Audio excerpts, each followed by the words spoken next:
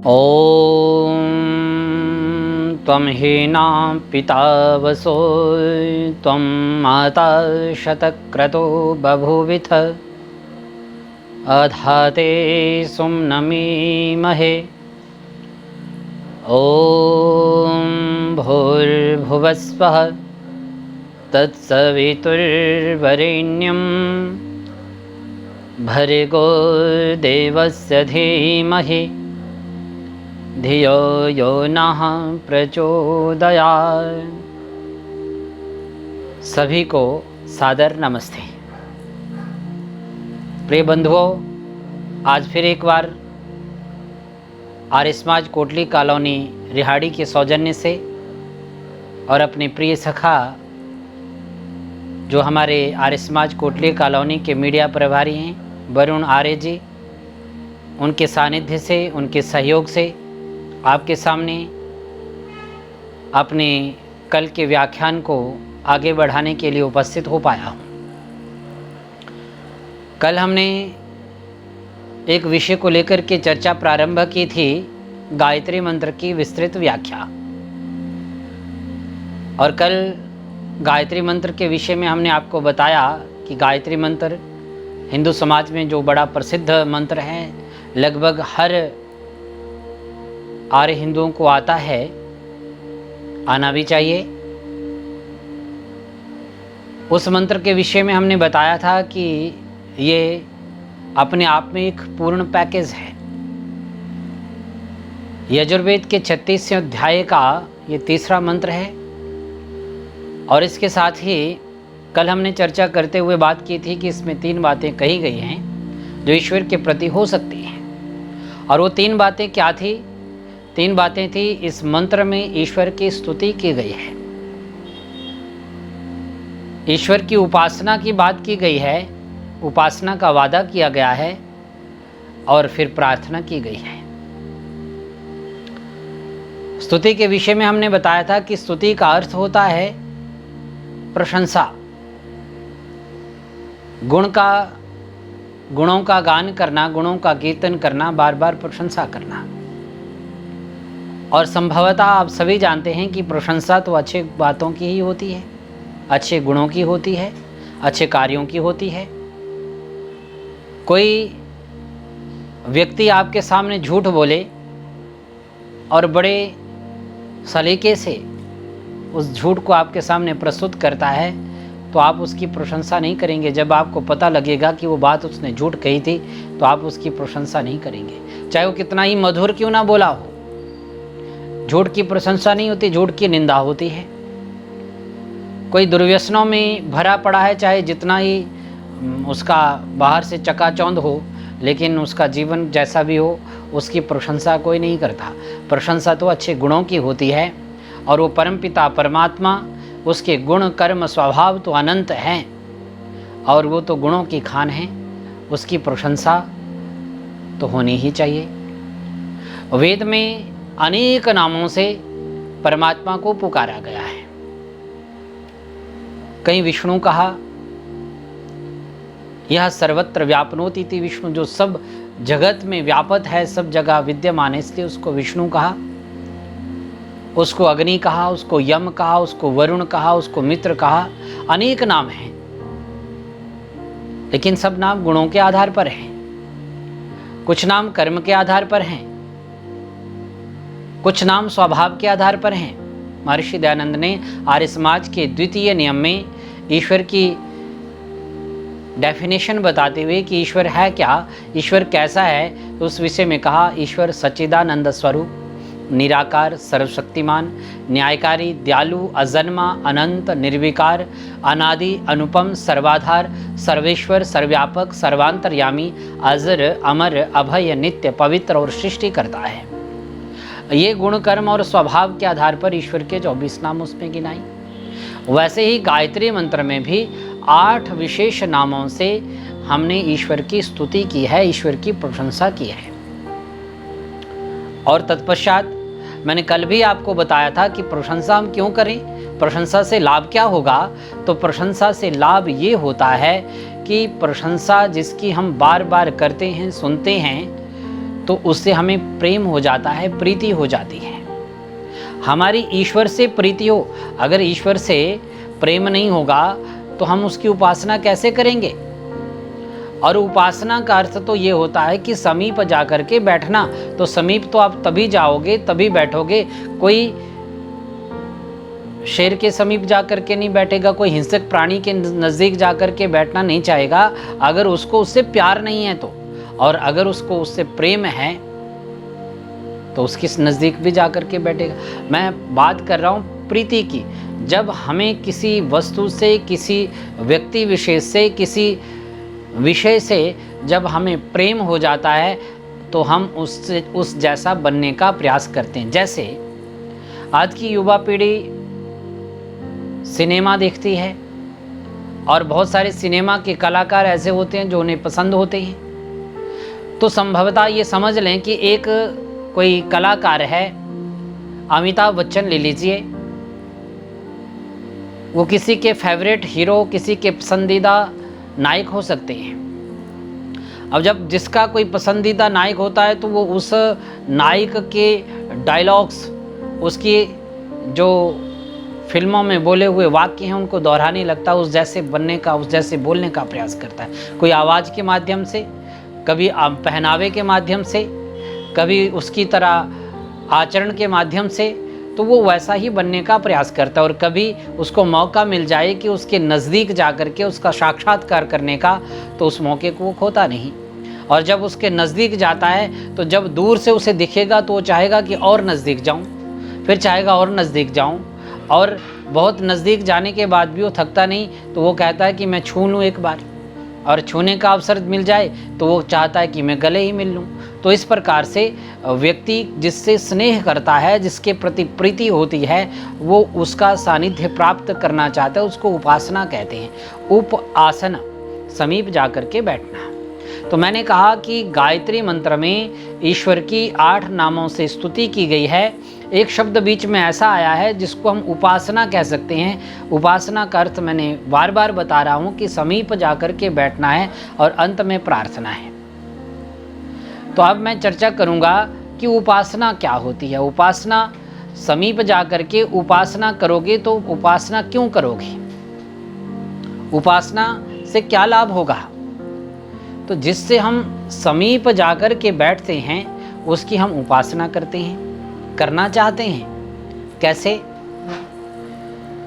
और उपासना करने से क्या होता है? उपासना करने से जो उस व्यक्ति, उस पदार्थ में विशेष गुण होते हैं जिसकी हम उपासना करते हैं, उसके वो विशेष गुण धीरे धीरे हम में भी आने लगते हैं।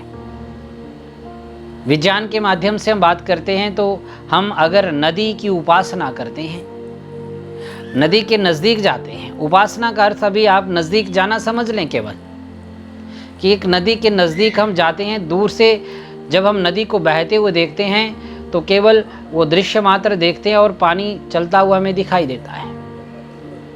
पानी का स्वाभाविक गुण है कि वो नीचे की ओर बहता है, पानी बहता हुआ हमें दिखाई दिया। दूसरा, पानी का स्वाभाविक गुण है कि वो शीतल होता है। जब हम और नज़दीक थोड़े गए तो ठंडी ठंडी उसकी हवा आने लगती है, हमें ठंडी ठंडी शीतलता महसूस होने लगती है।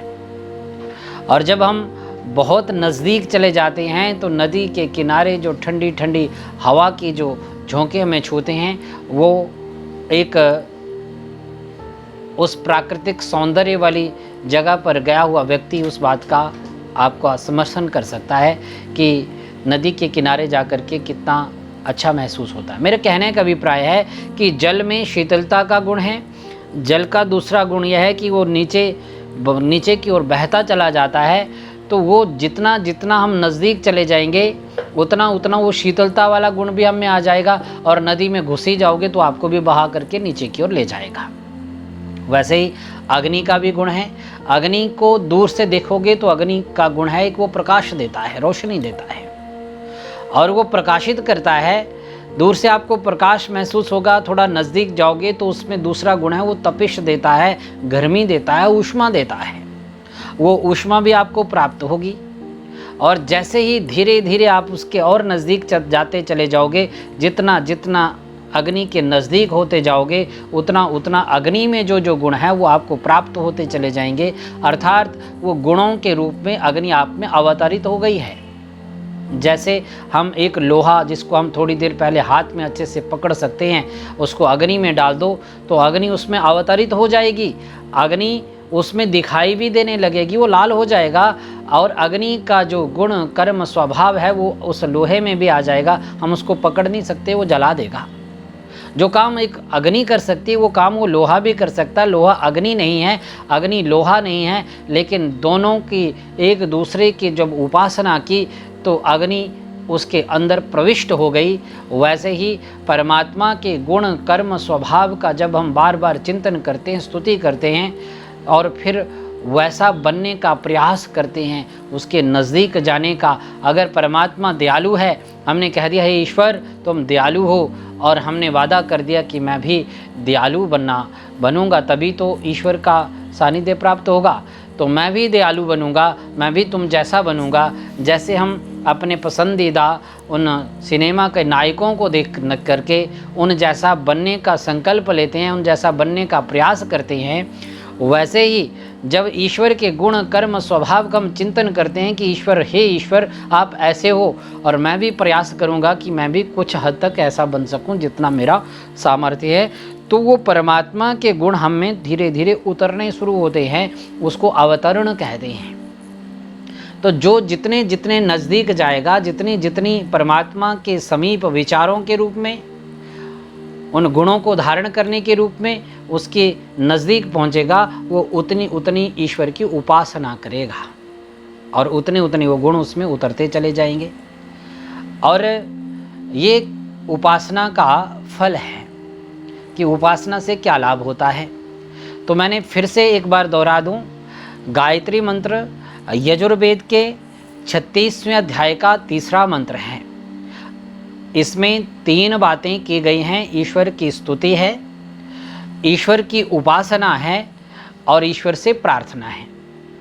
और इसमें 8 नामों से ईश्वर के अलग अलग गुण कर्म स्वभाव के आधार पर 8 नामों से ईश्वर की प्रशंसा की गई है।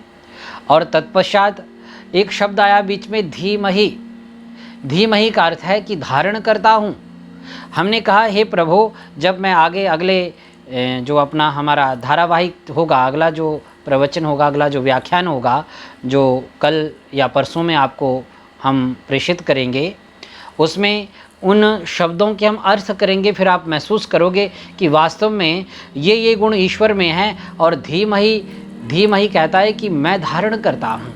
हम गायत्री मंत्र में हर बार जाप करते हुए परमात्मा से एक वादा करते हुए चलते हैं, एक कमिटमेंट करते हैं। मैं वादा करता हूँ हे ईश्वर कि मैं धीमहि, जो ये गुण, जिन गुणों का हमने चिंतन किया है, जिन गुणों का हमने वर्णन किया है, इन पीछे 8 नामों के माध्यम से इन गुणों को मैं भी वादा करता हूँ कि मैं धारण करता हूँ।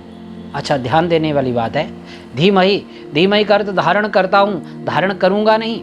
कल या परसों की बात नहीं की कि कल करूँगा परसों करूँगा, नहीं, हम वादा करते हैं आज ही, आज से मैं हे ईश्वर मैं वादा करता हूँ कि इन गुणों को मैं धारण करता हूँ। और जो उन गुणों को धारण कर लेगा उसकी बुद्धि तो भले आदमी अच्छे मार्ग पर चलेगी ही। फिर प्रार्थना औपचारिकता रह जाती है, जो अंत में है वो प्रार्थना है, लेकिन प्रार्थना अपने आप में परिपूर्ण नहीं है। उसके लिए स्तुति आवश्यक है, स्तुति के बाद उपासना आवश्यक है और उपासना के बाद प्रार्थना है। और प्रार्थना भी हम गलत तरीके से समझ लेते हैं। प्रार्थना का अर्थ हम ये ले लेते हैं कि भाई प्रार्थना क्या करते हैं, ईश्वर के दरबार में जा कर के, चाहे मंदिर में जाते हैं, मस्जिद में जाते हैं, गुरुद्वारे में जाते हैं, कहीं भी एनी हाउ कहीं भी हम जा कर के प्रार्थना क्या करते हैं, हे प्रभु मुझे इतना सा दे देना और मैं तुम्हें इतना सा चढ़ा दूंगा। अरे मजाक बना रखा है क्या? ईश्वर को हमने, मुझे 1 करोड़ की लॉटरी लग जाए, मैं तुम्हें 1.25 किलो घी का या हलवे का प्रसाद चढ़ा दूंगा, उसको रिश्वतखोर समझ रखा है क्या? या परमात्मा को हमने इतना बुद्धू, इतना भोला समझ रखा है? और भोला ही क्या, हम तो खुद उसको कहते हैं कि ईश्वर तो भोला है। भाई ईश्वर भोला नहीं है। भोले का मतलब, भोला मेरी बात का कोई अन्यथा अर्थ नहीं लीजिएगा। बहुत सारे लोग की श्रद्धा को कई बार ठेस पहुंचती है। बोले जी हम तो भोला ईश्वर को कहते हैं, शंकर का एक नाम है। भोला शब्द का अर्थ अगर शाब्दिक रूप से लोगे तो याद रखें, भोला शब्द का अर्थ होता है मूर्ख, बुद्धू, और ईश्वर बुद्धू नहीं है। ईश्वर को हम बुद्धू कहते हैं। हमने क्या क्या नहीं बना दिया ईश्वर को। ईश्वर से प्रार्थना करते हैं और प्रार्थना करने का ढंग हमारा निराला ही होता है। हे प्रभु मुझे दे दो, बस मुझे दे दो। भाई क्यों दे दे तुम्हें? तुमने ऐसा क्या किया है? तो ऐसा क्या किया है? तो प्रार्थना को मैं संक्षिप्त में आज थोड़ा सा टच करूंगा। कल प्रार्थना पर फिर से हम थोड़ा विस्तार से चर्चा करेंगे। प्रार्थना का अर्थ होता है मांगना। प्रार्थना का अर्थ यही होता है ना जी कि हे प्रभु हम प्रार्थना कर रहे हैं, हम अपने लिए कुछ मांगते हैं। और मांगना वो पिता है हमारा। पिता से नहीं मांगेंगे तो किससे मांगेंगे? पिता से मांगना हमारा हक है, हमारा अधिकार है। लेकिन प्रार्थना और अर्थना दो शब्द हैं, ध्यान रखें। अर्थना होता है याचना करना। जो संस्कृत जानते हैं मेरे बंधु, मेरे भाई, वो मेरी बात का समर्थन करेंगे। संस्कृत में अर्थना करते हैं, याचना करना, अर्थना करना, मांगना। और प्रार्थना प्र उपसर्ग लगा है इसके साथ, प्रार्थना शब्द के साथ आप ध्यान देंगे तो प्रार्थना, प्रकर्षेण अर्थयति इति प्रार्थना। जो परिश्रम पूर्वक मांगना है उसको प्रार्थना कहते हैं। और कैसे? जैसे एक मजदूर हम लगाते हैं अपने घर पे काम करने के लिए, और मजदूर को काम समझा दिया जाता है, भाई ये काम आपको करना है, सायंकाल तक आपको ये काम करना है। और वो तय कर लेता है कि हाँ भाई मैं कर दूंगा, ये काम हो जाएगा। और उसको तय हो जाता है कि आपको इतना मेहनताना मिलेगा। मान लिया उसने कहा मैं 1000 रुपये लूँगा और ये काम मैं 2 दिन में कर दूंगा। हमने कहा भाई तो 1 दिन में ही कर ले, शाम को अपने पैसे ले ले, मुझे काम हुआ चाहिए। और उसने काम कर दिया, 1.5 दिन में काम कर दिया, और 1.5 दिन बाद वो हमें कहता है भाई मेरा 1000 रुपये दो, अपना काम चेक कर लो। हमने काम का निरीक्षण किया और हमें लगा कि ठीक काम किया है, और फिर उसके पश्चात वो कहता है कि मुझे 1000 रुपये दो, आप दोगे या नहीं दोगे? देंगे। क्यों नहीं देंगे? क्योंकि वो उसका अधिकार है, उसने परिश्रम किया है। लेकिन उसी समय एक भिखारी भी गेट पर आ जाता है, वो कहता है इसको आप 1000 रुपये दे रहे हो, मुझे भी दे दो। क्या हम उसे दे देंगे? उसे देंगे, लेकिन जितना हमारी इच्छा होगी वो हम पर निर्भर करता है, हमारे सामर्थ्य पर, हमारी इच्छा पर निर्भर करता है। उसे 10 रुपये देते हैं, 50 रुपये देते हैं, 100 रुपये देते हैं, लेकिन जैसा वो कहता है कि इसको 1000 दिया मुझे भी 1000 दो, आप उसके लिए बाध्य नहीं हो। क्यों? क्योंकि एक प्रार्थना कर रहा है, एक ने परिश्रम किया है, परिश्रम के बाद वो अपना हक मांग रहा है, और दूसरा केवल अर्थना कर रहा है, मांग रहा है। तो ध्यान रखें, हमारी प्रार्थना केवल अर्थना तो नहीं है कि भाई मुझे दे दो। भाई देने के लिए आपने किया क्या है? एक विद्यार्थी सारा साल पढ़ा नहीं और केवल प्रार्थना कर दे मैं पास हो जाऊं, वो पास होगा क्या? वो अर्थना करता है।